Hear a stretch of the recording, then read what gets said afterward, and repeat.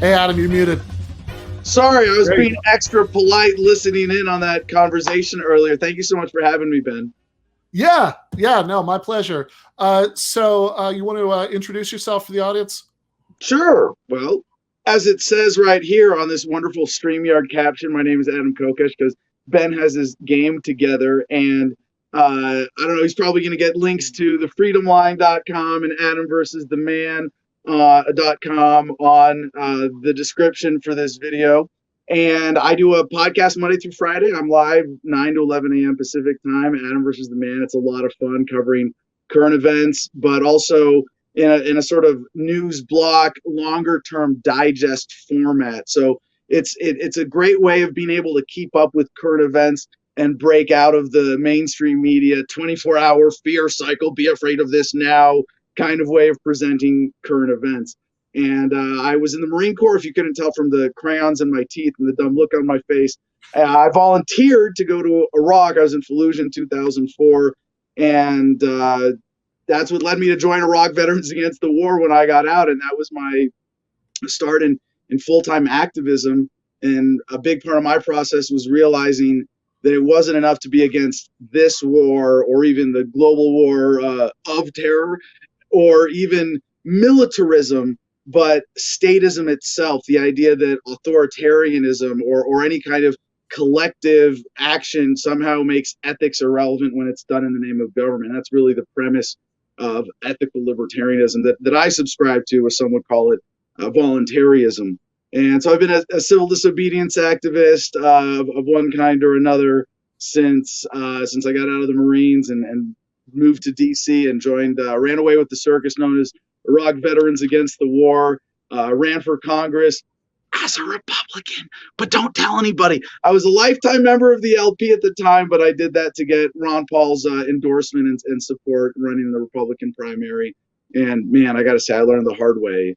And I feel really dumb saying this, but the Republican establishment is not trustworthy. I know, shocking, right? I think I would have figured that out before running for office as a Republican, but I also ran for the Libertarian Party nomination for president this last cycle. Was happy to support the woman who won the nomination, Jo Jorgensen, as a very principled libertarian. But my platform was fundamentally different. I like to say I'm not like these other psychopaths running for president, trying to wear the ring of power. Our platform was take the ring, throw it directly into the fire. Not my wedding ring, but the ring, and take the federal government through a peaceful, orderly, responsible bankruptcy process and return as much of what has been stolen from us back to the American people directly, but leave us with 50 independent states, up to 562 sovereign native nations, and the chance to take back what is always currently constantly being stolen from us by being forced into this political conglomerate that obviously doesn't represent the majority of Americans. So well, I know you want to debate. If you want to give me a premise, man, let's do this. Yeah. Well, I want to get into several things that you just said, but I am relieved, that I hope your wife isn't watching this to see you take off the wedding ring and talk about throwing it into a fire. This could have been a surprisingly dramatic discussion. No, don't worry. She knows I use my wedding ring as a prop. But one other thing I should say, I'm in my field work clothes today. My hair is a little. I probably got some like tree crumbs in here. I've been out working on the chainsaw. I'm a homesteader. We are building our dream homestead from scratch here on 10 acres in the mountains in Arizona. Well, Daniel Bessner routinely comes on this channel looking like he just rolled out of bed, so you definitely look more together than that. But I want to, obviously, I like the anti-war activism part of what you just described. Get off the boat on a lot of the rest of it. So let's talk a little bit about the rest of it. When you talk about your What's president. Your problem with chainsaws, Ben? Seriously, dude. What really? You have a problem with chainsaws? Watch too many horror movies, I guess. Well, here's one. I mangled my finger yesterday. It's gross. I'll stop. that was good enough of a glimpse. All right. So now you can hate chainsaws. All right, fair enough. So on. When you talk about the your presidential platform, you say you want to well, you talk about declaring bankruptcy, so you want to dissolve the federal government. You don't want it to exist, Yeah. right? Bankruptcy is like a mechanism that people are familiar with that would really kind of guide the process. The federal government, by any responsible financial analysis, has been bankrupt for a long time, and it only survives because it has the ability to tax. And as the Supreme Court has said, the power to tax is the power to destroy. And as libertarians would point out, taxation is theft. But I would say maybe more precisely that it's coercive taxation, right? If you choose to be a part of a system, you volunteer to be a part of it, then there's no coercion, there's no ethical violation. Yeah, but when your right to be independent as a community is denied, to secede, to say, my community doesn't want to be a part of your bigger collective, we want to be represented by our own values and have our own system, then you're being forced into a system that doesn't represent you. So we're talking about seceding, like, I mean, just to be clear here, like, would state government still exist? Yeah, as a part of the transition. I mean, my ultimate goal as a libertarian is a universally nonviolent society where the non-aggression principle is respected. And in terms of how we get there, and this is a matter of strategy, I don't hold this as absolute as my commitment to the ethics of this message, but decentralization is an absolutely critical part of achieving this, getting government down to the community level, because a community is something that you choose to be a part of, and communities should have the right to be autonomous or to live in collectives or to have associations or global networks, whatever it is, but nobody should be forced into a system that they don't want to be a part of. I mean, certainly the history of decentralization in the U.S. is not a good one, right? Like the attempt to, the actual attempt by the war of northern aggression, right? Yeah, no. Well, I think this is happening in a much more conscientious way right now, and I actually just accepted a nomination to the board of directors, technically the Cal-Exit Congress, for the movement for California independence, which certainly thrived under President Trump.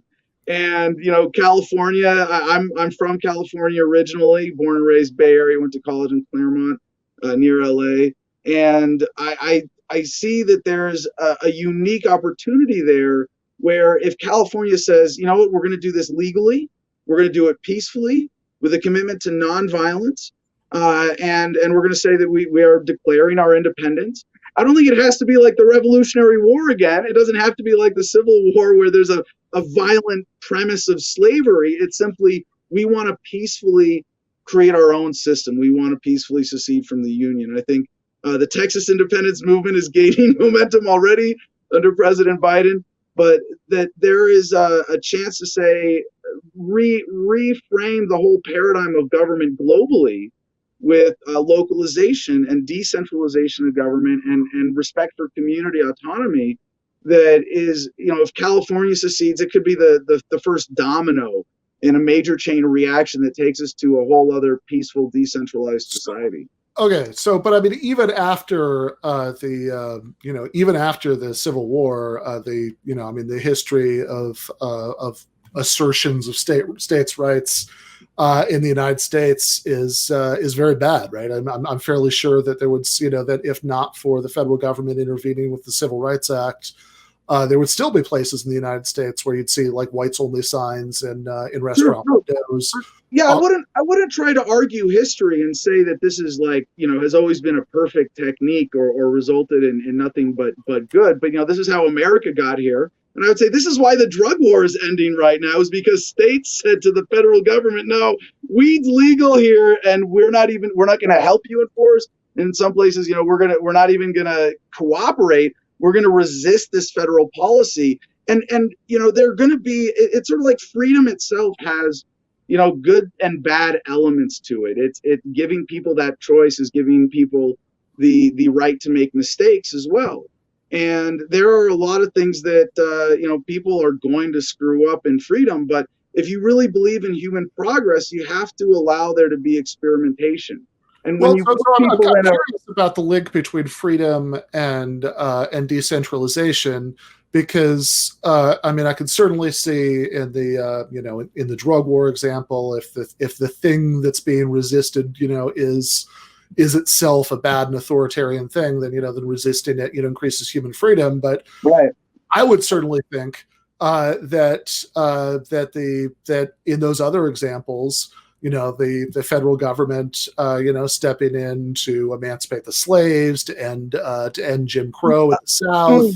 That those are cases of massive increases in human freedom that are enabled by centralization, and we might some of those. I would, I'm sure we would disagree on this. I would also argue that a lot of other things that are federal policies to enforce labor rights, etc., are also increases in human freedom. But I noticed even at the beginning of that list, when I started with what I thought was the most uncontroversial example, which was the emancipation of the slaves, you already started doing this. Two big problems with that. One, the United States is the only country in the world that needed a civil war to end slavery. And for the amount that Lincoln paid for the war, he could have bought and freed all of the slaves. So it really wasn't about that. They could have let the South go and still, by economic leverage, freed all of the slaves and ended slavery without firing a single well, there probably would have been a few shots fired in some disputes around all of this, but without the massive death and waste and destruction that went along with the Civil War. And this is the problem with turning to violent, coercive, centralized solutions. This is the libertarianism is not left or right. It transcends the left-right paradigm, which describes different flavors of statism. Left and right both want to use the coercive government, a central plan, to force it on other people. Libertarianism says, no, you can't use force or coercion against people. You have to respect human rights. So let's talk about this. I mean, first of all, I think you just said that the U.S. was the only country that had to go to war to end slavery. That's certainly not true. I mean, in this, there might be some other qualifier to that, but certainly it was historically unique, and it might be Western nation or major or modern nation. But Haiti was founded by an extremely bloody, slave revolt. That's how slavery was ended there. Sure. I would argue that the reason that that the British Empire, for example, could abolish slavery peacefully and it couldn't be in the U.S. wasn't because like Lincoln was especially bloodthirsty. It was because the planter class of the South was incredibly politically powerful in ways that that slave owners within certain colonies of the British Empire were not, relative to the British Empire as a whole. And I think that there's, in particular, I think that in the U.S. case, the reason that we know that there was no, gradual, slow path that would have led to the end of slavery in the United States is that Lincoln was elected precisely to engage in that gradual, slow path to the end of slavery. He wasn't a radical abolitionist. He was a representative of the relatively moderate wing of the anti-slavery movement. He wanted horrifically racist. He wanted to stop the expansion of slavery and gradually economically squeeze it out, and that was enough to freak out the slaveholders enough to start an armed revolution against the United States government. So I think this idea that some level of voluntary manumission would have been enough to get people to give up the institution that they saw as the foundation of their way of life, I'm super skeptical of. But even moving in, bought out. Just look at the numbers. I mean, this analysis is good. The question is whether they would have accepted that. There was like whether the slaveholders would have been willing to buy to just sell their slaves and go into non-slaveholding businesses, or whether they thought slavery was the entire foundation of their way of life and their conception of white civilization, and something that they absolutely were not willing to part with. And again, I think that if they'd been willing to make that deal, they would have offered that deal instead of starting an armed revolution against the U.S. government. But you can argue every angle on this into the Civil War as an historical example. It's a huge phenomena that's open to a lot of interpretation. You can make a lot of different points and observations from it. But what we see is the future of what is an ethical world? What do we want to see? Do we want anybody enslaved even to the slightest degree by being forced into a system that doesn't represent them? I say no. And I don't think this historical example justifies that you don't want people enslaved to even the slightest degree. Right. I think is a useful starting point, for the disagreement, because what is it, right, that we would count as enslaving people to even the slightest degree? So, I mean, I think that putting the 19th century aside, getting into this century, I think a really striking example maybe of this difference is thinking about the end of Jim Crow and the imposition of civil rights, because I know Ron Paul, who you mentioned earlier. I don't know if he has spoken to this himself. I know his son Rand Paul very famously, while he was running for Senate, he was on the Rachel Maddow show, and Rachel asked him about the Civil Rights Act, and he said that he opposed it because it involved the government telling private business owners what to do. So the question is, if we're interested in meaningful human freedom, we don't want anything that we would even see as a shadow of slavery, as even a certain degree of enslavement.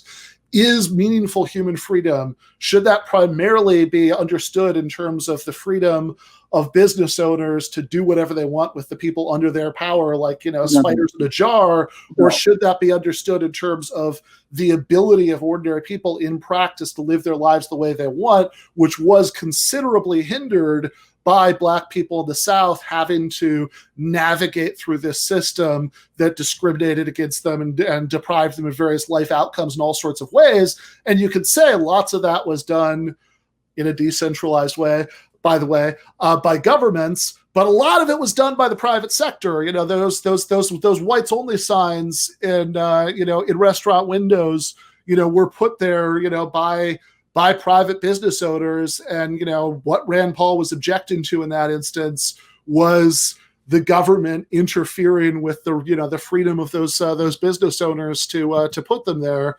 So, I mean, do you agree with him? Because if so, I think that's like a sign of a really deep disagreement about how to think about freedom. Yeah, well, let me put it a different way. Like, I'm for brushing your teeth. I'm not like Vermin Supreme asking for mandatory toothbrush laws, right? And if you say, well, I'm against mandatory toothbrush laws, that doesn't mean you're against brushing your teeth. It's that you don't want the government to address it. So you're in favor of integration, but absolutely. You're against legally mandating that, which I'd say that just the distinction that I would see between that and is that whether I brush my teeth or not, right, only impacts me. It might impact people who choose to get within like an inch or so. Well, come on, the liberal argument would be you're dragging down the whole healthcare system with your irresponsible habits. No, but let me make a little linguistic distinction. Not my position, but they have but whether you brush your teeth or not primarily impacts you. Sure. Hold on, but that's so. Like, I got something on road trip is going to have to go another 100 miles because they haven't gotten to a hotel yet that doesn't have a whites only sign. Right. Is something that impacts the people who are the victims of that in ways that everybody else is not impacted if you choose not to brush your own teeth. Yeah, so I want to make one little important language distinction. You said legally required, and that's a term that's somewhat open to interpretation, and it's not exactly my position, which is that if you're an asshole and you're discriminatory, it's still not the best way to address that bigotry with violence against that person. So it's not, is it, legally this or that? It's how is that enforced? What is the society's response to someone being a bigot, to being an asshole? And the argument that you make that, well, it doesn't affect you or other people, that's not the line that I draw. The line is, do you have a right to do something? Is it okay to force somebody to even associate with someone. Like I have a right to, break up with my girlfriend. Well, I don't have a girlfriend. I'm married. I shouldn't say that again. Right? No, but if I wasn't married, your marriage in this discussion. Yes, yeah, okay. I'll stop. I promise. I'll stop. No, but there's if I break up with a romantic partner, that affects someone else a lot. That doesn't mean I don't have a right to disassociate. And this gets back to the central issue that libertarians bring to every argument in politics, which is it ethical or not? Are you forcing someone to do something against their will? That's the ethical line that we bring to the conversation. And, one of my favorite quotes about libertarianism comes from Larry Sharp. And he says, you can be as liberal or conservative as you want, as long as you don't force it on anybody. Now, if you want to if you don't mind me taking a minute to go to an extreme example here, when I was running on the decentralization platform, by the way, I'm half Jewish and half German, so I'm like genetically programmed to hate myself. So it gives me a lot of cover to say a lot of offensive things, right? But no, I being literally, of actual Jewish heritage, where my grandparents had to leave Europe because of World War II. I see the fringe white nationalism becoming less fringe, and it's viscerally disturbing to me. But I would still say, I don't want those people forced into a system with me. I don't want them to have a vote that affects me. If they want to create their own little commune by their own, racist standards, but they don't force it on anybody, they get private property, they buy land, they start their own. Let's talk about the private property aspect. Hold on. Let me just finish this one. I'll flip it real quick and wrap it up. So, by the way, that's my studio lighting giving me my 30-minute warning. This is so on the flip side of this, if you are a gun-grabbing socialist who wants to live in a nudist commune in the woods, I'm not going to live there either. But I want you to have that right. I'll take my entertainment from a distance on that count, but you should have the right in your community to organize how you want. And this is the everybody gets what they want strategy, because when it's really respected, there's nobody being forced into a system against their will, whether it's slavery or communism or socialism or capitalism. Let's rewind back to think about private property, because I think you said two things that I don't think are the same, right? You talked about how it's not just a matter of how whether your decisions have an effect, on other people or not, because nobody should legally force you to stay together with a romantic partner, even though that impacts them. I think that the way that impacts them is pretty different, but I am going to wait. Well, sorry. I had my dog opened the door. I had to close it behind him. Okay, no problem. So mine does that all the time. So of course it is cute dog. So it is true that there are things that impact other people that that you should nevertheless be allowed to do. But I want to. I do think that how much and in what ways, your decisions impact other people has a big impact on like whether freedom is just a question of letting you do whatever you want, or whether freedom might be better served by stopping you from doing things that restrict the life choices in practice of other people. But you talked about private property and you talked about violence. And because we were in the context of talking about integration, I think that this is another good way to get at that question. Because when I think about violence in the context of the civil rights movement, of course, one of the things that that immediately springs to mind is imagery of Southern sheriffs and those local communities, turning fire hoses on civil rights protesters. But it's worth remembering that this, which I would certainly think of as violence, was often being done for the sake of defending private property rights. If there's a civil rights sit-in at a segregated lunch counter, then the sheriff coming in to turn the fire hoses on the sit-in protesters is defending private property rights. And I think this gets down to maybe the biggest reason why it doesn't make sense to me to to think of freedom in terms of private property rights and the ability of property owners to to associate with who they want and let who they want use their property or not. So one reason is that, again, I think in practice that allows small regimes of tyranny, like an abusive boss, in a workplace where nobody is technically being forced to work there, but they don't have a lot of other economic options, free reign, which I think is actually bad for human freedom. The same way I think letting business owners segregate is bad for human freedom. But the issue, to the extent that it's about property, well, nobody, you keep talking about violence, you want to do things non-violently, you don't want to do the violent ones, but I don't think that you're a pacifist. I think that you think that violence is justified as long as it's not aggressive violence. So if you're defending that homestead that you injured yourself building earlier, then that's okay, right? Because that's defensive violence. And if that's right, then I think this is all a little bit beside the point, for talking about property rights, because we agree that there's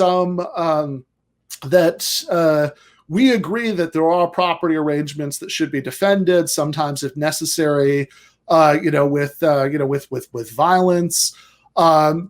Presumably in the final state, I know the decentralization is only a step along the way. Presumably in the final state, you're not calling in the local sheriff to defend your property rights. You're calling in like a private security agency or something. It wouldn't even be necessary. Okay, well, I mean, sure. I mean, we could always play that game, for like, we could do the, I could do the socialist version of that. I could talk about how, some social problem just wouldn't come up anymore because it would have ceased to exist, But hey, every good ideologue better have that somewhere. If it hadn't, utopia.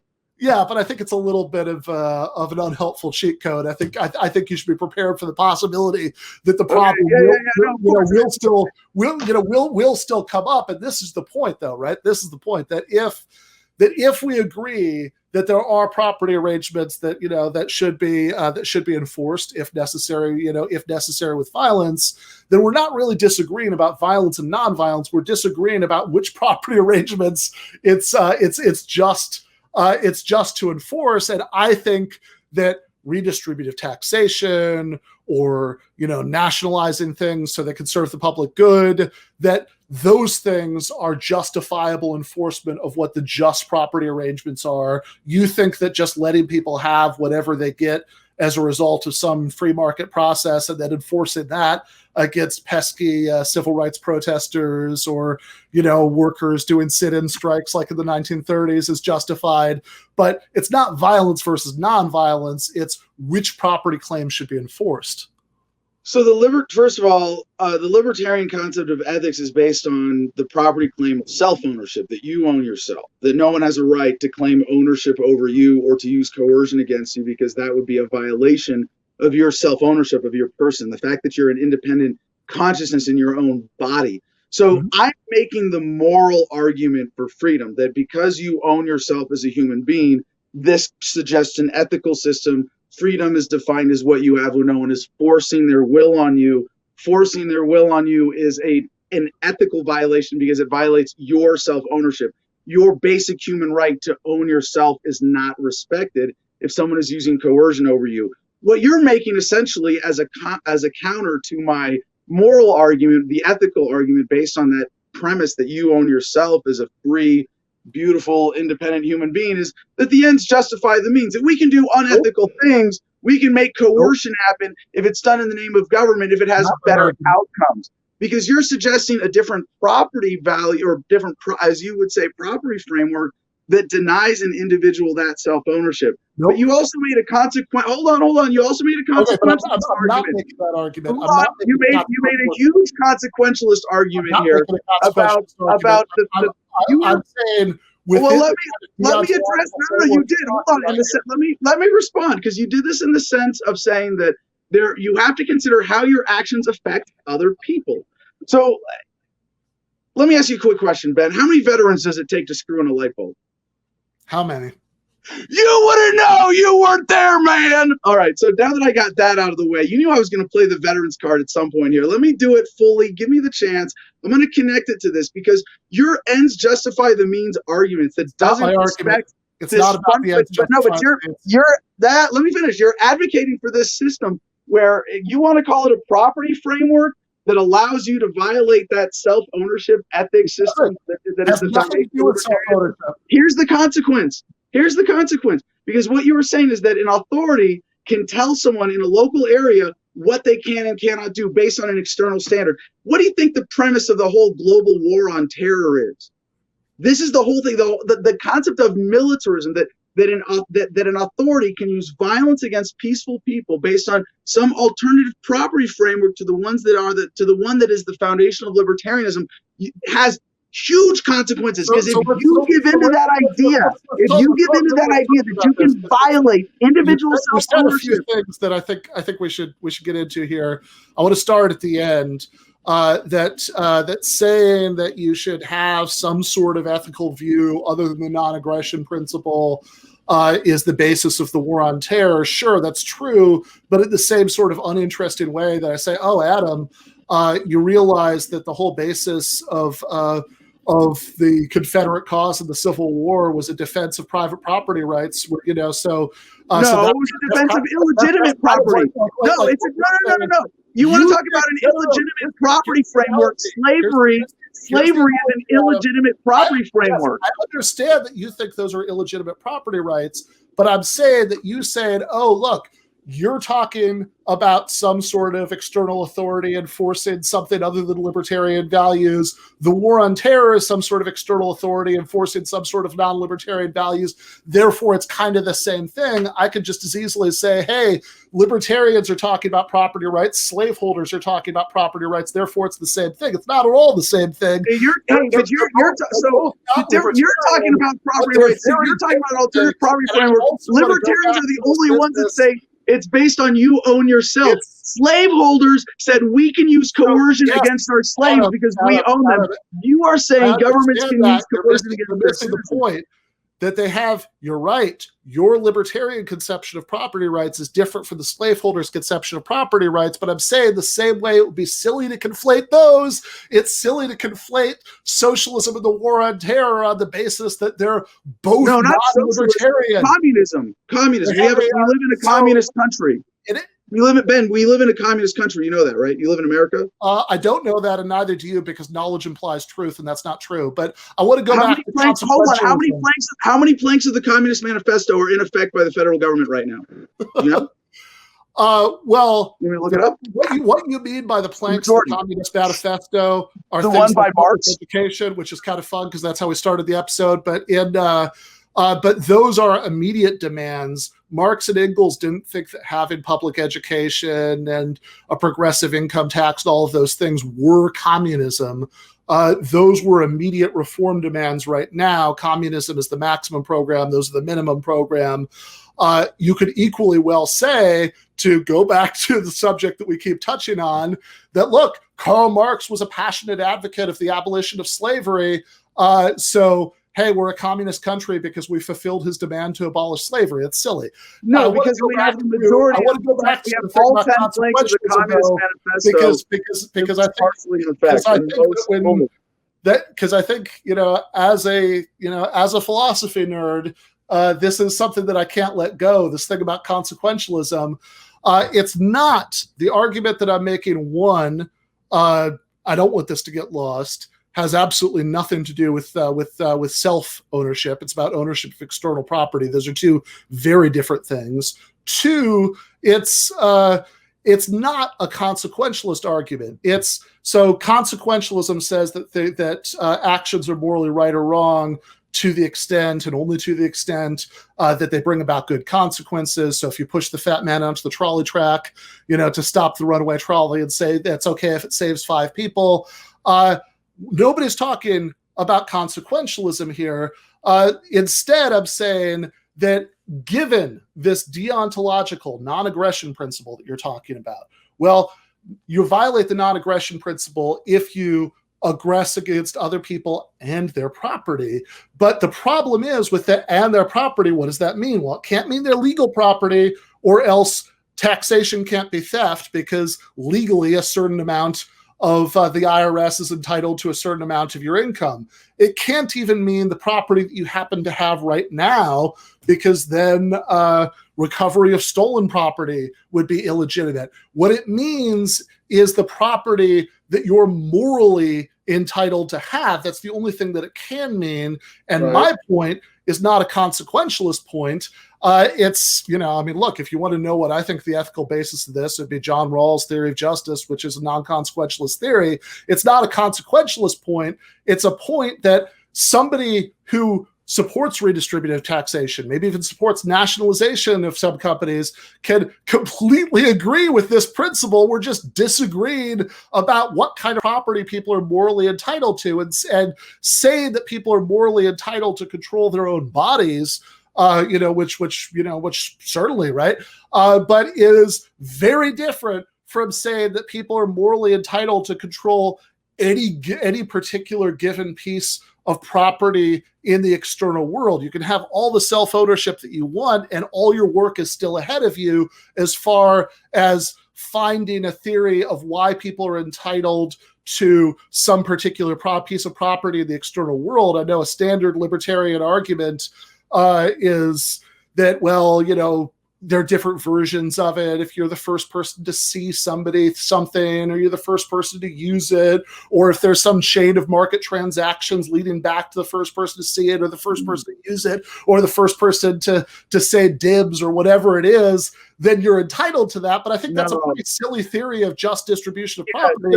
I think a much better theory of just distribution of property is, give me like, we could do the Oscars wrap it up thing, and I'll hurry through it. But let me just finish the thought. I think a much better theory of just distribution of property is, imagine, this is Rawls's veil of ignorance, imagine that you know that you're going to have to live in the society that you constructed, but you don't know who you're going to be. Do you want a system where some people inherit massive wealth and some people are born into poverty, or do you want some sort of economic distribution that gives everybody decent chances, decent life outcomes, that gives people a certain amount of autonomy during the 8 hours of every day that most people have to spend at work? And I think that's a much more plausible the deontological view about what distribution of goods is just. And saying that our disagreement about whether keep whatever you get in a series of market interactions versus we should have other values that come into play, like compassion and giving people meaningful autonomy in practice, and all of these things, that disagreement has absolutely nothing to do with self-ownership. We're talking about ownership of objects in the external world. So first of all, a couple of rhetorical things, and maybe you just want to forget this point, but you literally said you have to consider how your actions affect other people. That's pretty consequentialist. It's not consequentialist.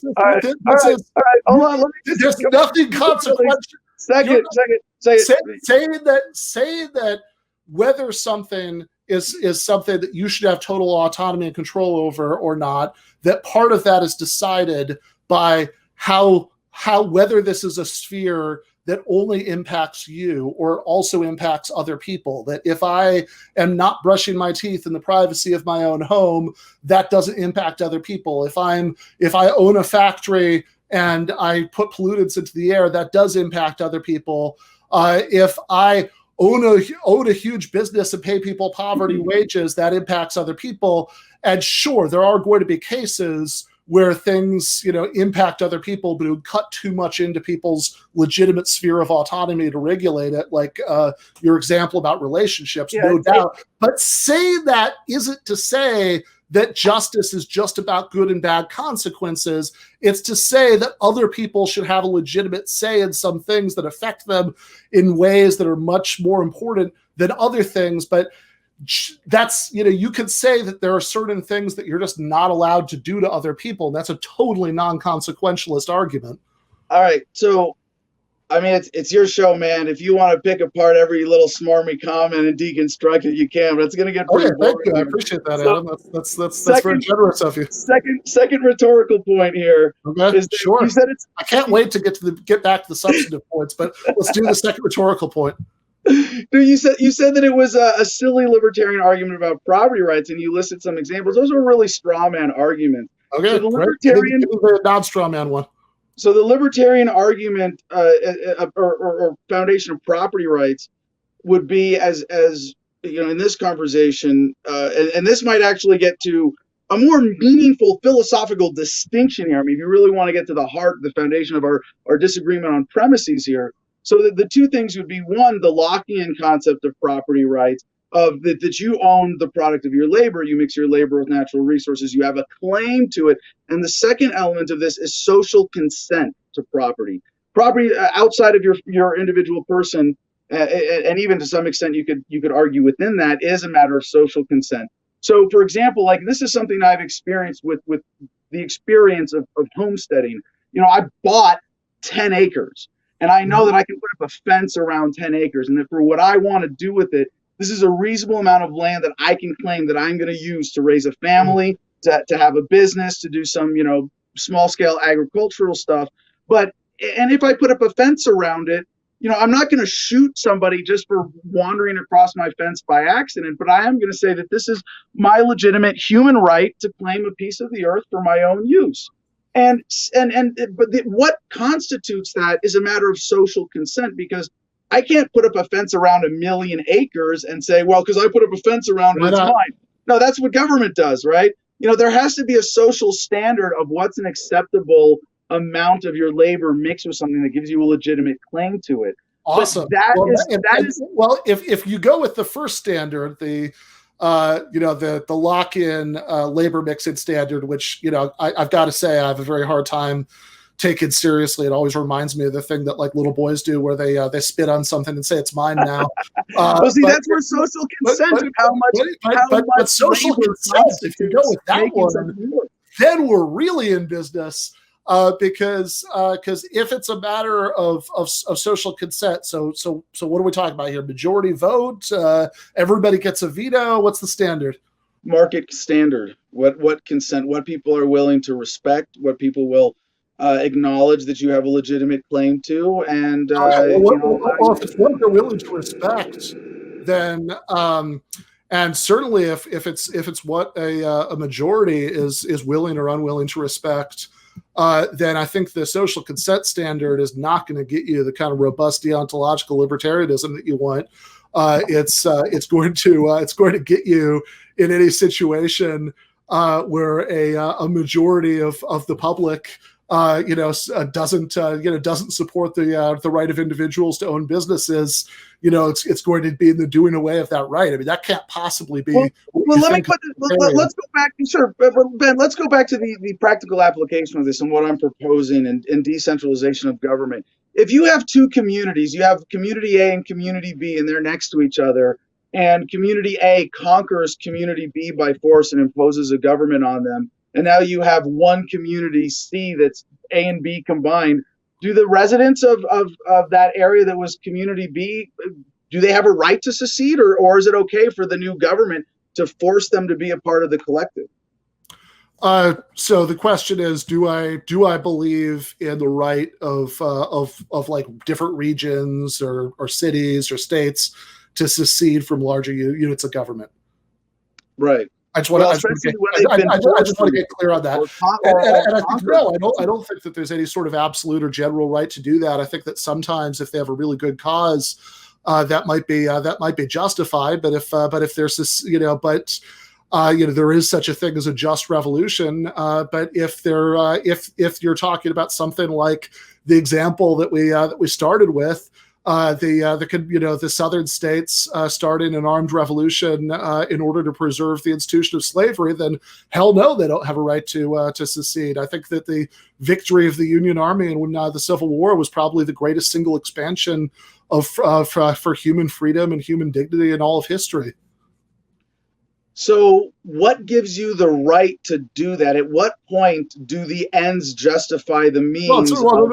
Nobody said anything about the ends justifying the Yeah, means. you are. You're saying that a war is justified by what you got as abolition of slavery. And what you're saying is, in the present case, as I'm posing this question, that the new government of this combined political body, government of Community C, has a right to force their view of what government should be on Community B if they have some justification for it by their standard of ethics, that they can force that, they can violate the autonomy. Well, I mean, the sub justification by their standards of ethics is the whole question, right? That, that if you think I understand, you're not going to shoot somebody, just for wandering into your homestead. But if you don't have some sort of enforcement at some point, property rights are pretty meaningless. If you can have that civil rights sit-in at the lunch counter you own, and there's just nothing to be done about that, no way of kicking those people out, if they don't agree to leave of their own accord, then that property right is pretty meaningless. So if you're saying you're violently enforcing that property right, proportional violence, et cetera, but you're violently enforcing that property right. If somebody steals your TV, if in libertarian utopia, whatever it is, private security agency, decentralized government thing, whatever, can forcibly take it back, then you are using force because of your standard of ethics. What we're arguing about is what's the right standard of ethics. Okay, so then in another practical application, two examples here. On our land here, we plan on seceding and declaring our independence as a micronation on July 4th of this year. And California is on their way to having a referendum, although it is still a bit of a process ahead of them, to declare their independence from the federal government of the United States. Worried about that. Would you say that either of us has the right to do that, or that the federal government has the right to force us to be a part of their system? And why? No. What gives you the right? What gives them the right? Okay, well, I mean, what gives you the right to secede, I think, is the better question.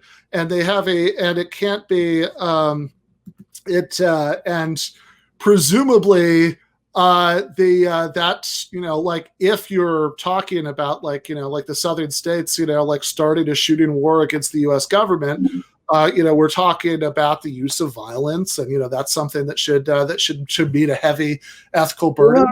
In both of these cases, we're talking about peaceful secession. California is committed to the Yes California effort.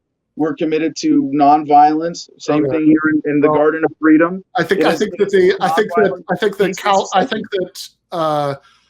Okay, first of all, I think there's a 0.0000 chance that California would secede from the Union.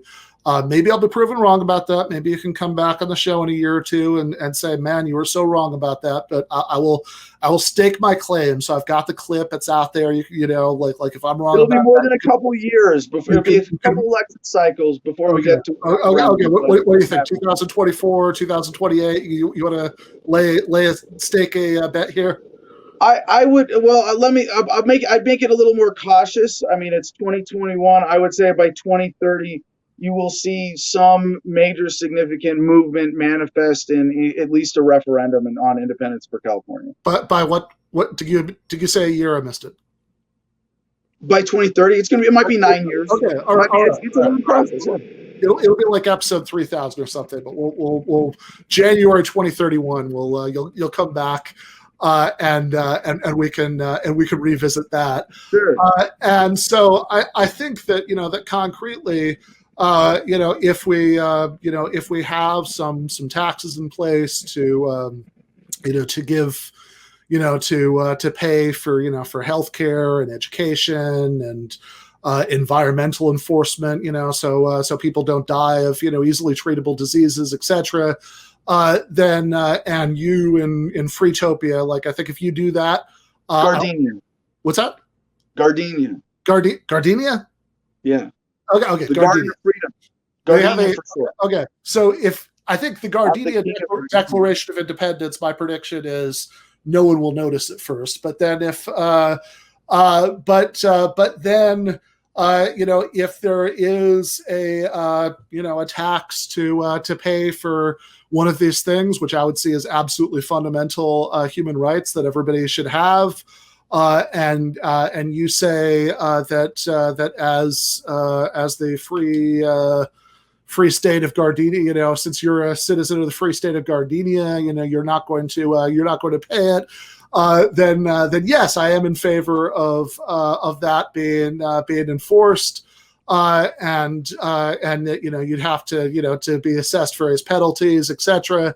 I am absolutely comfortable with that, in the same way that you're comfortable with enforcing the property rights that you believe in. And so I think the question is not really about force or not force. I think the question is about what we're enforcing. Are we enforcing people keeping whatever they happen to end up with in a market process, tracing back to either lock-in labor mixing or just whatever sort of claims their social consent for? If we're going to go with that second standard, by the way, then I've got a whole list of things that I don't consent to, that I'd like. I hope somebody is taking notes on this so they can help me lodge my objection. I want to know what the procedure is for figuring out social consent. I would suggest democratic elections.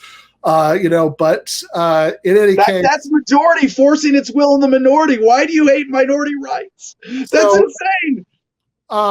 So I'm very curious here if the question.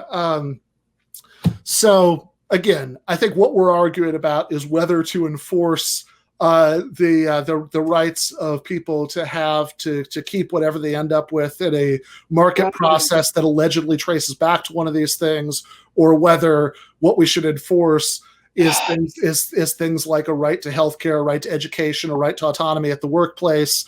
I don't think that the kinds of minority rights that we should be most concerned about are the rights of the wealthy to keep every cent in their bank account. But we could keep going for a long time on this. I'm joined right now by Jason Miles from the This Is Revolution podcast. So I'm going to start talking to Jason in real quick. Adam, where are you from in the Bay? Because I'm from the Bay. Originally San Mateo, but born in San Francisco, raised around San Mateo. But I got to tell you, Ben, I got some bad news that might blow your mind and your whole paradigm here. Please. We're already free here in Gardenia. I live down 3 miles of private dirt road. I've already pushed all the violent, coercive relationships out of my life, and I live, peacefully and undisturbed. And that's what this is about, is getting those coercive, violent relationships out. And finally, you're not talking about the rights of people on property. You're talking about the right of emperors to impose their will. You sound like you're taking the side of King George and the Redcoats. Well, the King George Redcoats analogy is interesting because the principle in the case of the American Revolution was no taxation without representation. That we should have democratic institutions decide who pays what taxes, which is a little more than that. Now their conception of democracy was a little limited as far as the rights of Black people and women, etc. Yeah, right. But the idea that these things should be under democratic control is one that I support. So I agree with the American revolutionaries on that question. So I don't know who you're calling King George, but like I like the lighting up the stogie on the show. That's a good move. I think next chill him cannabis. Okay, all right. It looked too. We're like at time. We got no. So I'm gonna let you have the last word on the debate. It's your show, but you got to give me a sign off, right? Yeah. So what do we? I'll give you like 10 or 15 words. Get the let's get it. Well, no, Ben. what I want to say is this has been a lot of fun. I really appreciate conversations like this and productions like this. And I give the shout out to StreamYard because we use StreamYard for Adam versus the Man. I love it. And I know that what you're doing isn't easy. And I respect you as a fellow activist and as an independent media producer. And I know that what we do requires an active and engaged audience for it to be possible. So regardless of whether you like me or not, if you're at the end of this production, you made it all the way. I like you just fine. I just think you're wrong. No. I mean, I'm talking to your audience. I'm telling them to give you more love, Ben. Don't interrupt. Okay. If you're listening to this and you like Ben, you like this show, put your money where your eyes and your ears are. Be an active and engaged consumer of media.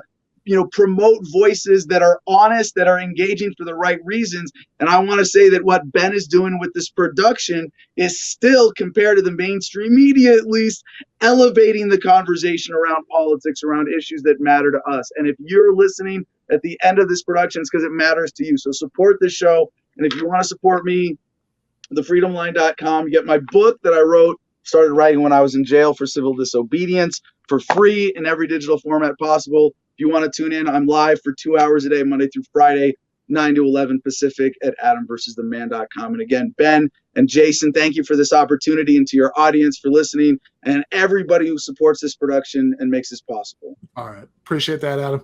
Peace and love, y'all.